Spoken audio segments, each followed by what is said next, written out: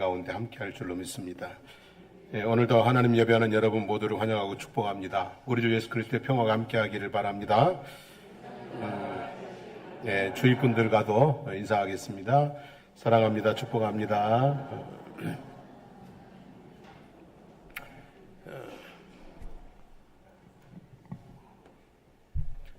이미 여러 번 말씀을 드렸습니다만 5월은 가정의 달입니다. 시편 127편 1절에 여호와께서 집을 세우지 아니하시면 세우는 자의 수고가 헛되다고 하셨습니다. 하나님과 함께 멋지고 행복한 집을 세워가시기를 축복합니다. 지난주에는 부모에 대해서 말씀을 드렸습니다. 자녀에게 있어서 부모는 하나님과 같은 존재입니다. 성경도 부모의 위치를 하나님 다음에 두었고 하나님을 경외하듯 부모를 경외하라고 했습니다. 부모의 말씀에 순종하고 부모를 즐겁게 하고 부모의 은혜에 감사하고 공경하는 자들에게는 복을 주신다고 말씀하셨습니다. 부모님들 잘 공경해서 풍성한 은혜와 복을 누리고 살아가는 가문들이 되어지기를 축복합니다. 오늘은 이제 형제에 대해서 말씀을 드려보려고 합니다. 우선 형제라는 개념부터 간략하게 정리해 볼 필요가 있을 것 같습니다. 일반적으로는 가족관계로서의 형제들을 말합니다. 그리고 또 도원에서 같은 뜻을 품고 살다가 한 달 한시에 같이 죽기로 맹세했던 유비, 관우, 장비와 같은 결의 형제가 있습니다. 그리고 교회처럼 어떤 공동체에 속함으로 형제가 되는 경우들도 있습니다. 좁게 보면 선천적인 형제가 있고 또 넓게 보면 후천적인 형제가 있다고 볼 수 있습니다. 무엇이 더 중요하고 덜 중요하고 무엇이 더 소중하고 덜 소중하고의 문제가 아니라 얼마나 선하고 아름다운 관계를 유지하고 있느냐가 중요한 것이죠. 친형제라도 관계가 좋지 못하면 남보다 못하고 결의 형제라도 관계가 좋으면 친형제보다 훨씬 나은 것이지요. 어느 현자가 제자들을 불러놓고 물었습니다. 밤에 어둠이 지나가고 새날이 오는 것을 어떻게 알 수 있는가? 뭔가 의미 있는 대답을 구하는 질문이죠. 한 제자가 대답을 했습니다. 온 세상이 밝아오는 것을 보면 새날이 온 것을 알 수 있지요. 그랬어요. 맞는 말이죠. 그죠? 스승은 고개를 저으면서 아니라고 했습니다. 다른 제자가 말했습니다. 창문을 열고 사물이 그 형체를 드러내어 나무와 꽃이 보이기 시작하면 새날이 밝아오는 것을 알 수 있죠. 이것도 맞는 얘기죠. 하지만 스승은 역시 고개를 저으며 아니라고 했습니다. 여러 제자들이 나름대로 각각의 의견을 이야기했지만 스승은 계속 아니라고 할 뿐이었습니다. 제자가 물었습니다. 그러면 스승님은 밤에 어둠이 가고 새날이 오는 것을 어떻게 아십니까? 그러자 스승이 이렇게 대답을 했습니다. 너희가 눈을 뜨고 주위를 둘러보았을 때 지나다니는 모든 사람이 형제로 보이면 그때 비로소 새날이 밝아오는 것이다 라고 대답을 했습니다. 요한일서 2장 9절에 보면 빛 가운데 있다 하면서 그 형제를 미워하는 자는 지금까지 어둠에 있는 자요 라는 말씀과 일맥상통하는 이야기라고 볼 수 있습니다. 형제도 원수로 보이는 어둠 속에 살지 마시고 모든 사람이 형제로 보이는 밝은 세상을 살아가시기를 주님의 이름으로 축복합니다. 에서와 야곱 이야기를 우리가 잘 압니다. 보통은 어머니 배 밖에서 형제가 되는데 에서와 야곱은 어머니의 뱃속에서부터 형제였습니다. 쌍둥이였습니다. 그런데 둘은 뱃속에서부터 싸웠습니다. 죽 한 그릇도 거저주는 법이 없고 이기기 위해서 거짓된 행동도 서슴지 않았고 결국 형제 살해가 벌어질 수 있는 험악한 지경에 이르기까지 되었습니다. 형제이지만 형제로 보이지 않았기 때문인 것이죠. 다윗과 요나단이 있습니다. 다윗과 요나단은 형제가 아니었습니다. 요나단은 왕의 아들 왕자입니다. 다윗은 농부의 아들 양치기입니다. 형제처럼 지낼 수 있는 위치도 아니었습니다. 하지만 서로의 마음이 통해서 결의 형제가 되었습니다. 요나단이 다윗을 생명같이 사랑했습니다. 자기의 겉옷과 군복과 칼과 활을 다윗에게 주었습니다. 군대를 다윗에게 맡긴 것입니다. 그리고 나중에는 아버지 사울이 다윗을 죽이려고 하는데 다윗을 살려줍니다. 생명을 살려줍니다. 왕좌도 양보한 것입니다. 훗날 다윗은 요나단의 아들을 자기 아들처럼 보살펴 주었습니다. 남이지만 귀한 형제로 보였던 것이죠. 어떤 형태의 형제냐가 중요한 것이 아니라 얼마나 형제처럼 사느냐가 중요한 것이죠. 어떤 형태의 형제이든 어찌 그리 선하고 아름다운고 라는 감탄을 자아내는 관계를 세우며 살아갈 수 있는 우리의 삶이 되기를 주님의 이름으로 축복합니다. 오늘 우리가 읽은 본문은 형제의 연합과 그 연합으로 누리는 복을 말해주고 있습니다. 우리가 형제로서 연합할 때, 그럴 때 하나님께서 우리에게 어떤 은혜와 어떤 복을 내려주시는지를 말해주고 있는 것이죠. 첫째는요, 아름다움입니다. 1절에 보면 보라 형제가 연합하여 동거함이 어찌 그리 선하고 아름다운고 그랬습니다. 근데 여기서 아름다움에 해당하는 단어는 본래 즐거운, 유쾌한 내 뜻을 지닌 형용사입니다.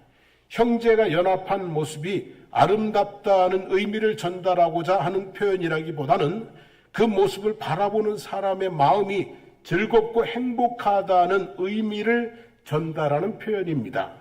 그래서 공동번역 성경에 보면 이다지도 좋을까, 이렇게 즐거울까라고 번역이 되어 있습니다. 부모의 눈에 형제가 남남처럼 지내는 모습을 보면 안타깝습니다. 원수처럼 지내는 모습을 보면 마음이 찢어지게 아픕니다. 사이좋게 오순도순 서로를 챙겨주며 우애 있게 지내는 모습을 보면 얼마나 보기 좋고 기쁘고 즐거운지 모릅니다. 형제의 연합은 선하고 아름다울 뿐만 아니라 보는 사람들에게 기쁨과 즐거움을 주는 것이죠. 우리가 꼭 우리 형제가 아니라도 다른 형제들이라도 참 우애 있게 지내는 거 보면 저 집 형제들은 참 뭐예요? 보기 좋아. 그리고 그 모습을 보면서 우리조차도 마음이 그냥 편안해지고 즐거워지는 그런 거거든요. 형제의 연합에는 아름다움, 기쁨과 즐거움이 넘치게 하는 그런 은혜가 있다는 말씀이죠. 둘째는 기름이라고 했습니다. 2절에 보면 머리에 있는 보배로운 기름, 곧 기름이 수염, 곧 아론의 수염에 흘러서 그의 옷깃까지 내림 같도다라고 했습니다. 형제의 연합을 아론에게 거룩한 옷을 입히고 머리에 기름을 부어 대제사장의 직분을 행하게 하는 장면의 비유를 하고 있습니다. 성경에 보면 기름은 하나님께 드려지는 거룩한 예물입니다. 아벨이 양의 첫 새끼와 그 기름으로 하나님께 제사를 드렸습니다. 야곱은 돌을 기둥으로 세우고 그 위에 기름을 붓고 서원을 했습니다. 이스라엘 백성들이 하나님께 드리는 모든 제물의 기름은 항상 하나님에게 드려야 했습니다. 형제의 연합은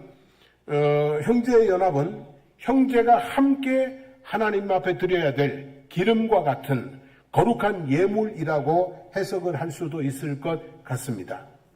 그리고 기름은 거룩하게 구별하는 능력이 있습니다. 사실 아론은 보통 사람입니다. 80년 넘게 애굽의 압제 속에서 힘들고 고단하게 살아온 비천한 사람입니다. 하지만 그의 머리에 기름을 붓는 순간 그는 거룩하게 구별된 대제사장이 되어서 하나님을 섬기고 백성들을 축복하는 특별한 사람이 되었습니다. 머리에 기름을 붓는다는 것은 특별한 사람이 된다는 것입니다. 제사장이 된다, 왕이 된다, 선지자가 된다. 머리에 기름을 붓는다는 것은 특별한 사람이 된다는 거예요. 근데 형제가 연합하면 하나님과 사람 앞에 아주 특별한 형제, 특별한 사람들이 된다라고 해석할 수 있습니다. 기름은 좋은 것에 대한 상징적인 표현입니다. 기름진 땅, 기름진 식물, 기름진 동물, 다 좋은 것을 표현하는 거죠. 사람이 얼굴이 기름지다 그러면 사람이 뭐하다는 얘기예요? 건강하고 편안하다, 좋아 보인다, 이런 뜻도 되는 것이죠. 그래서 보배로운 기름이 머리에서 수염을 타고 흘러 옷깃까지 내린다는 말은 아주 좋은 것으로 흠뻑 젖게 한다, 그런 의미가 되는 것이죠. 형제의 연합은 좋은 것으로 흠뻑 젖게 하는 축복의 통로라고 해석할 수도 있는 것입니다. 여러분, 형제가 연합할 때 하나님은 그 머리에 무엇을 부으신다고요? 기름을 부으신다. 거룩한 예물로 받으시고 특별한 사람으로 구분하시고 모든 좋은 것으로 흠뻑 젖는 그런 은혜를 베풀어 주신다는 말씀으로 볼 수 있습니다. 세 번째는 이슬이라고 했습니다. 3절에 보면 헐몬의 이슬이 시온의 산들의 내림 같도다 그랬습니다. 헐몬산은 이스라엘 북쪽에 있는 이스라엘에서 가장 높은 산입니다. 3033m입니다. 그 산 정상에는 내려보면 주변의 모든 나라들이 한눈에 내려다 보일 정도로 아주 높습니다. 1년 12달 산 위에는 눈이 녹지 않아서 이스라엘에서 눈을 볼 수 있는 유일한 곳입니다. 그 눈이 녹아서 흐르는 물이 갈릴리 호수를 이루고 갈릴리 호수에서 흐르는 물이 요단강이 됩니다. 그리고 밤이면 헐몬의 그 차가운 이슬이 온 지면에 내려서 이렇게 풍성하게 내리는 풍성한 이슬을 내려주곤 합니다. 우리가 알다시피 이스라엘은 아주 건조한 땅입니다. 그리고 비가 적은 땅입니다. 6월, 7월, 8월, 9월까지는 전혀 비가 내리지 않습니다. 정말 한 방울도 비가 내리지 않는 경우도 있습니다. 이때 식물들의 생명을 유지시켜주는 것은 오로지 풍성한 이슬뿐입니다. 모세는 이 이슬을 하늘의 보물이라고 표현했을 정도로 아주 귀하고 아주 소중한 것입니다. 형제의 연합이 헐몬의 이슬 같다는 표현은 형제가 연합하면 어떤 어려움도 견뎌내고 풍성한 결실을 거두는 은혜를 누리게 되는 하늘의 보물 같은 것이다 라고 말씀하시는 것이죠. 성도 여러분, 이처럼 형제의 연합은 선하고 아름답습니다. 기쁘고 즐거운 일이고 거룩하게 구별되어 존귀하게 쓰임받고 힘든 시기를 견뎌내고 풍성한 결실을 얻는 힘이 바로 형제의 연합 가운데 있다는 것이죠. 그래서 형제의 연합은 안 하거나 적당히 해도 되는 것이 아니라 꼭 해야 되고 잘 해야 되는 것입니다. 형제의 연합이 잘 되기 위해서 피해야 할 것과 그리고 또 지켜야 될 것들을 생각해 보고 싶습니다. 형제의 연합을 위해서 피해야 될 것이 있는데 저는 첫째는 경쟁이라고 생각합니다. 형제는 늘 뭐하고 살아요? 경쟁하고 살잖아요. 그죠? 너는 형만도 못하냐? 너는 동생만도 못하냐? 부모들이 자꾸 경쟁을 부추기기도 하잖아요. 에서와 야곱의 문제는 무엇입니까, 여러분? 에서와 야곱의 문제는 무엇이에요? 뱃속에서부터 뭐 하는 거예요? 경쟁한 겁니다. 내가 먼저 나가겠다. 네가 먼저 나가냐? 내가 먼저 나가겠다고 계속 서로 뱃속에서 뭐 한 거예요? 싸운 거죠. 내가 더 큰 복을 받겠다. 뭐 이렇게 뱃속에서부터 시작된 경쟁이 원수가 되게 했습니다. 긴 세월이 지나 둘 사이의 경쟁이 끝났을 때, 형제로 보이기 시작했을 때 선하고 아름다운 형제의 모습이 비로소 회복이 되었습니다. 우리는 무한 경쟁의 시대에 살고 있습니다. 그러나 아무하고나 닥치는 대로 경쟁을 하는 것은 아닙니다. 적어도 형제는 경쟁 대상이 아닙니다. 형제는 적이 아닙니다. 형제는 원팀입니다. 누가 잘못되어야 내가 잘 되는 관계가 아니라 누구든지 잘 되면 모두가 잘 되는 관계가 형제 관계입니다. 형이 동생을 이긴들 뭘 그리 유익하겠습니까? 동생이 형이 이긴들 뭘 그리 자랑스럽겠습니까? 누구든지 잘 되면 기쁨이고 누구든지 잘못되면 아픈 것이 형제 관계입니다. 그런데 경쟁하면 필연적으로 하나는 이기고 하나는 지게 되어 있습니다. 하나는 기쁘고 하나는 아프게 되어 있습니다. 그러므로 형제는 서로 경쟁해서는 안 됩니다. 선의의 경쟁도 형제 간에는 유익하지 않을 것입니다. 경쟁이라는 지뢰를 잘 피해갈 수 있기를 원합니다. 두 번째는 형제 간에 뭐냐면 시기심입니다. 야곱이 요셉을 특별히 사랑했습니다. 마치 왕자처럼 채색 옷을 입혔을 정도입니다. 형들의 마음에 시기와 질투심이 가득했습니다. 요셉을 죽이고 싶은 악한 마음까지 생겼습니다. 미디안 상인에게 은 20개를 받고 팔아버리는 악행을 저지르고 평생을 죄책감 속에 눌려 살게 되었습니다. 잠언 14장 30절에 보면 마음의 화평은 육신의 생명이나 시기는 뼈의 썩음이니라고 했습니다. 야고보서 3장 16절에도 보면 시기와 다툼이 있는 곳에는 요란과 모든 악한 일이 있음이니라 그랬습니다. 시기심 때문에 내 마음이 병들고 삶이 악해진다는 말씀이죠. 형제의 아름다운 연합을 위해서는 시기심의 지뢰를 밟지 않아야 됩니다. 근데 형제 간에도 시기심이 있어요, 없어요? 참 많이 있잖아요, 그죠? 근데 이 지뢰를 밟는 순간 형제 간의 관계가 안 좋아질 수가 있습니다. 세 번째는 피해야 될 것, 세 번째는 다툼입니다. 다툼. 잠언 18장 19절에 보면 노엽게 한 형제와 화목하기가 견고한 성을 취하기보다 어려운즉 이러한 다툼은 산성 문빗장 같으니라 그랬어요. 형제 간에 다툼이 일어나면 마음이 다쳐버린다는 거예요. 어느 정도 다치냐면 산성의 문빗장과 같다. 산성 성문을 이렇게 닫는 빗장이 있잖아요. 이거 성문을 열기가 부숴야만 될 정도로, 그죠? 그럴 정도로 힘들다는 거예요. 마음을 다시 열기가. 형제와의 다툼의 여지는 참 오래 갑니다. 풀어주기가 쉽지 않습니다. 그러니까 애초부터 어떻게 하라고요? 다툼을 피해야 하라는 얘기죠. 어릴 때는 사소한 일로 많이 다툽니다. 형제가 다투다가 부모님에게 혼나는 경우도 많이 있습니다. 그런데 성인이 되어서는 다투면 안 됩니다. 왜냐하면 아주 오래 갑니다. 특히 유산을 두고 다툰다. 그러면 영원히 남이 되고 원수가 될 수도 있습니다. 형제의 연합을 위해서 꼭 피해야 되는 것 세 가지. 첫째는 뭐예요? 과도한 경쟁. 두 번째는 시기심. 세 번째는 뭐예요? 다툼입니다. 이것만 잘 피해가도 형제 관계는 어지간히 편안하게 갈 수 있으리라고 생각이 됩니다. 형제의 연합을 위해서 지켜야 될 것들이 있습니다. 꼭 지켜야 될 것들이 있는데 첫째가 뭐냐면 질서입니다. 형제 간에는 뭐가 있어요? 질서가 있습니다. 에서와 야곱은 쌍둥이입니다. 불과 몇 분 차이도 아니죠. 달꿈치 잡고 따라 나왔으니까 불과 그냥 몇십 초 차이밖에 안 될 거예요. 근데 그 몇십 초 차이로 한 사람은 형이 되고 한 사람은 동생이 되었습니다. 야곱은 이 질서를 인정하고 싶지 않았습니다. 뒤집고 싶었습니다. 그러나 형제의 질서가 바뀌지 않았습니다. 오히려 형제의 관계가 원수의 관계로 험악하게 바뀌고 말았습니다. 20년 세월이 흐른 후에 야곱이 7번 엎드려 절하면서 에서에게 나아갑니다. 그러면서 형님의 얼굴을 배우니 하나님의 얼굴을 뵈는 것 같습니다. 라고 인사를 합니다. 비로소 형인 것을 뭐한 거예요? 인정을 한 것입니다.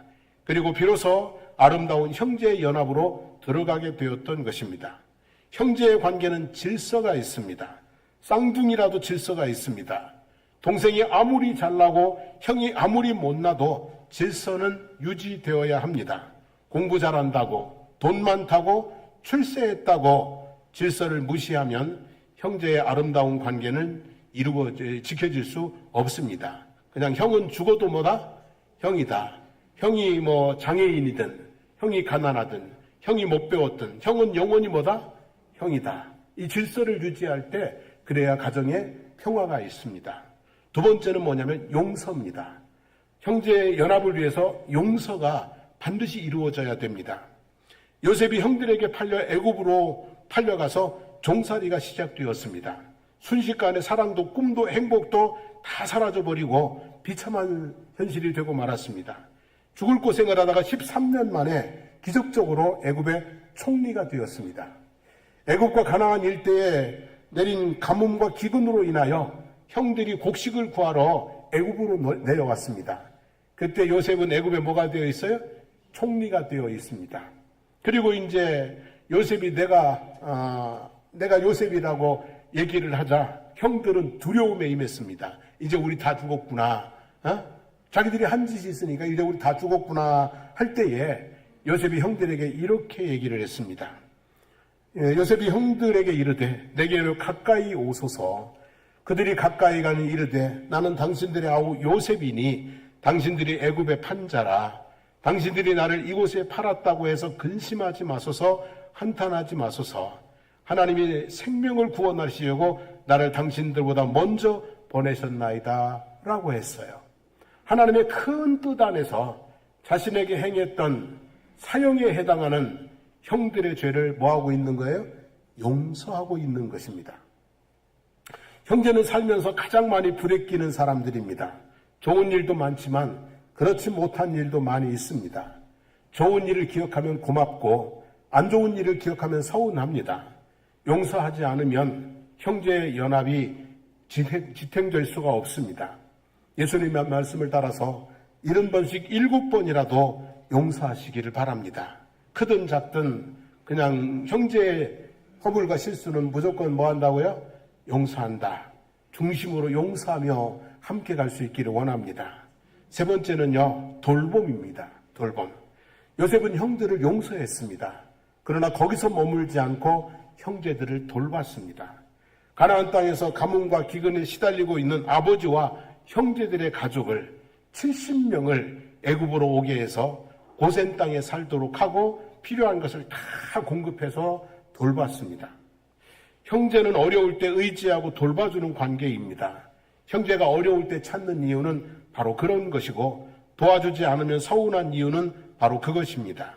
전폭적으로 돌볼 수는 없지만 힘 닿는 대로 돌봄으로 형제의 아름다운 연합을 이루어 가게 되는 것입니다. 형제의 연합은 선하고 아름다운 것입니다. 거기에는 즐거움이 있고 하나님의 축복이 있고 그리고 인생의 역경을 헤치고 승리하는 비밀이 있습니다. 형제의 연합을 위해서는 경쟁과 시기와 다툼은 피하고 질서, 용서, 돌봄은 세워갈 수 있기를 바랍니다. 자, 이제 여기까지 형제에 대한 일반적인 얘기했고요. 이제 우리 얘기, 교회 얘기 잠깐 하려고 합니다. 우리들 대부분은 형제가 아니었습니다. 형제인 분들도 있어. 원래 가족이 다 오니까 형제인 분들도 있지만 대부분은 우리는 형제가 아니었습니다. 얼굴도 모르는 사람이었습니다. 여러분들이 제 얼굴을 알았습니까? 제가 여기 와서 목회할 줄은 또 꿈에도 생각 못했죠. 그냥 우리는 그런 사이였어요. 근데 예수님을 믿고 하나님을 아버지라고 부르면서 형제가 되었습니다. 졸지에 뭐가 된 거예요? 형제가 된 겁니다. 서로가 형제로 보이면 예루살렘 교회처럼 사랑하게 되고 섬기게 되고 온 백성들에게 칭송받는 교회가 됩니다. 근데 서로가 형제로 보이지 않으면 고린도 교회처럼 사소한 일도 그냥 넘어가지 못해서 분쟁과 다툼이 끊이지 않고 그리고 지탄과 책망을 받는 교회가 되고 말 것입니다. 베드로후서 1장 5절로 7절에 보면 우리의 믿음이 믿음다운 믿음이 되고 교회가 교회다운 교회가 되려면 믿음 위에 더해야 될 것 7가지가 있다고 합니다. 같이 한번 읽어볼까요? 그러므로 너희가 더욱 힘써 너희 믿음의 덕을, 덕의 지식을, 지식의 절제를, 절제의 인내를, 인내의 경건을, 경건의 형제 우애를, 형제 우애에 사랑을 더하라 그랬어요. 여러분, 믿음으로 시작되고 형제 우애와 사랑을 더함으로 완성되는 것이 정말 사랑의 신앙생활이고 하나님의 은혜가 넘치는 교회 공동체인 줄로 믿습니다. 유대인의 성경 주석이라고 할 수 있는 미드라시라고 하는 책에는 나오는 이야기입니다. 근데 여러분이 들으면 이거 언제 우리 듣던 얘기인데 그래요. 어떤 게 원조인지는 모르겠습니다만 아무튼 들어보시기를 원합니다. 다 아는 얘기예요. 서로 우애가 좋은 형제가 있었습니다. 형은 결혼을 했고 동생은 아직 결혼을 하지 않았습니다. 두 형제는 밀 농사를 지은 후 둘이서 각자의 몫으로 밀단을 나누어서 쌓아놓고 집으로 돌아갔습니다. 집에 돌아온 형이 아내에게 말했습니다. 여보, 농사가 끝나기까지 동생이 혼자 수고를 많이 했어. 나는 이 일 저 일 하느라고 제대로 농사일을 하지 못했어. 동생이 혼자 농사를 다 지은 것이나 마찬가지요. 그러니 가서 동생 밀단에 우리의 것을 좀 더 갖다 놓고 옵시다. 그리고 자기들의 밀단을 동생의 것에 갖다 놓고 돌아왔습니다. 한편 동생은 집에 돌아와서 생각을 했습니다. 형은 식구가 많으니 얼마나 어려울까. 그리고 밭으로 나갔습니다. 그리고 자기 밀단을 형의 것에 더 갖다 놓았습니다. 다음날 아침에 둘이 밀밭에 나가보고 놀랬습니다. 서로의 자기의 것이 적을 것이라고 생각했는데 똑같았습니다. 그래서 그날 밤에 다시 나와서 날랐습니다. 이튿날 나가보니 역시 똑같았습니다. 그날 밤도 또 밀단을 어떻게 서로 날랐습니다. 근데 그러다가 중간에서 딱 마주쳤습니다. 그리고 형제들은 알았습니다. 그 이유를, 그 비밀을, 형이 동생이 서로를 얼마나 사랑한다는 것을 서로 부둥켜 안고 펑펑 울었습니다. 여기까지가 이건 이제 우리가 들은 얘기잖아요, 그죠? 근데 미드라시에는 이런 얘기가 있어요. 솔로몬이 성전을 건축할 때 그 두 형제의 눈물이 떨어진 곳에 성전을 세웠다라는 전설이 있습니다. 상당히 의미 있는 얘기예요. 여러분, 형제 후에 우리가 서로가 형제로 보이고 우리가 서로를 위하고 서로에게 감동을 먹고 눈물이 있을 때 거기에 뭐가 세워진다고요? 성전이 세워지는 거다. 거기에 정말로 은혜가 있고 감동이 있고 행복이 있는 교회 공동체가 세워지는 줄로 믿습니다. 형제로 보이지 않을 때 사소한 일에 그냥 넘어가지 못하고 다투고 논쟁하고 이러면서 점점 큰 문제가 되어가는 그런 곳에서는 성전이 세워지기가 어려운 것이죠, 여러분. 교회가 교회로 세워지려면 믿음 위에 마지막에 뭐가 더해져야 되는 거예요? 형제 우애와 사랑이 더해져야, 그래야 주님이 바라보실 때 어찌 이리 이다지도 좋을까, 이렇게 즐거울까, 주님이 기뻐하시는, 감탄하시는 그런 교회 공동체로 세워지게 되는 줄로 믿습니다. 교회가 거룩한 성전을 넘어서 선하고 아름다운 공동체가 되려면 형제 우애와 사랑이 더해져야 됩니다. 그러기 위해서 먼저 그냥 성도가 아니라 형제로 보여져야 됩니다. 형제의 모습에서 하나님의 형상을 볼 수 있어야 됩니다. 하나님을 아버지로 모신 형제이고 하나님의 형상을 따라 지어지고 예수 그리스도의 핏값으로 구원받은 형제들입니다. 결코 우리가 함부로 미워하거나 무시할 대상이 아닙니다. 어떤 경우에도 평화를 지키고 사랑해야 될 대상입니다. 그렇게 할 때 시편 133편의 말씀이 한 가정의 이야기가 아니라 우리 교회의 이야기가 될 줄로 믿습니다. 이다지도 좋을까? 이렇게 즐거울까? 그죠, 여러분? 기름이 내리고 이슬이 내리는 그런 우리 교회 공동체를 세워가기를 소망합니다.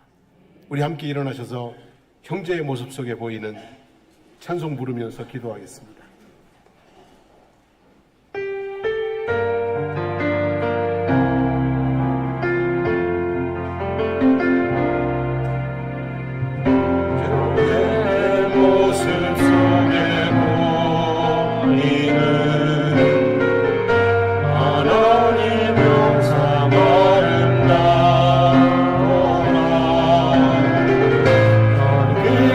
주의 자녀네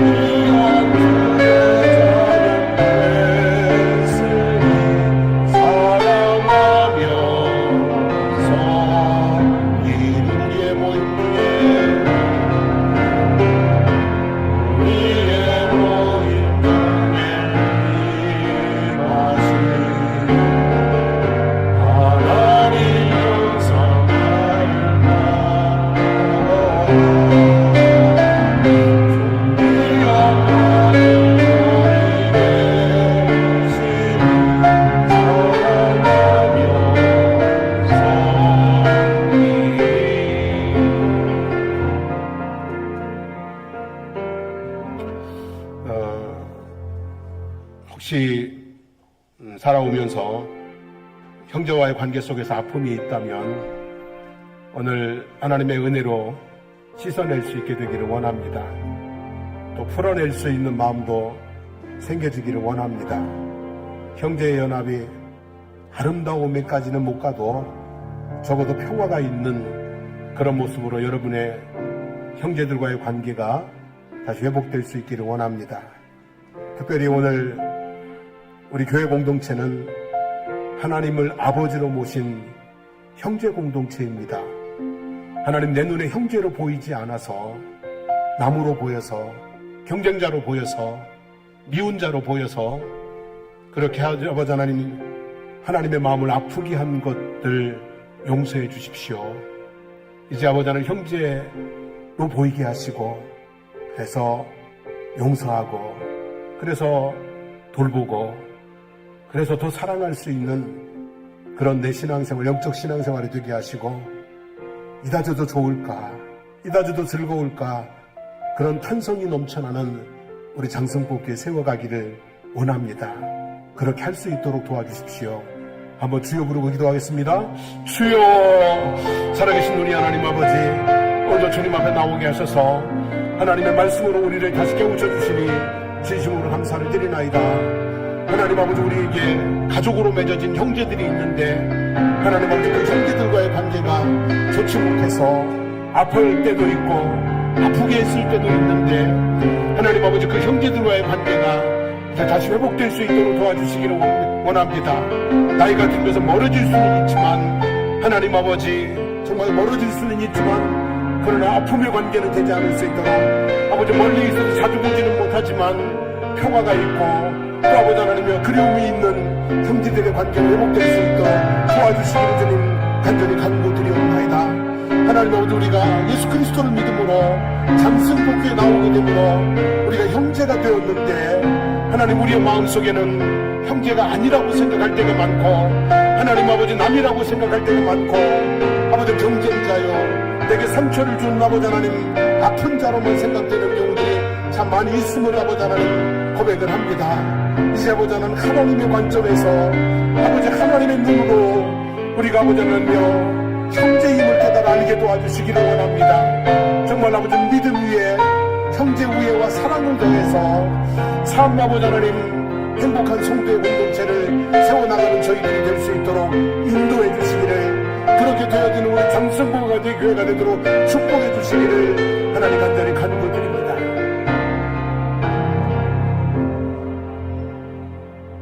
하나님, 오늘은 형제에 대해서 말씀을 살펴보았습니다. 아버지 하나님, 우리 육신의 형제들이 정말 좋은 모습이면 좋겠습니다. 그렇지 않다면 적어도 평화는 유지하고 살아갈 수 있도록 정말 원수처럼 남남처럼 그렇게 살지 않을 수 있도록 하나님 회복시켜 주시기를 간구드립니다. 하나님 우리 장승복 교회가 하나님을 아버지로 모신 형제 공동체가 되기를 원합니다. 하나님 우리의 눈이 밝아져서 정말 하나님의 성령의 감동으로 우리 눈이 밝아져서 여기 모인 우리가 남이 아니고 형제임을 볼 수 있게 해주시기를 원합니다.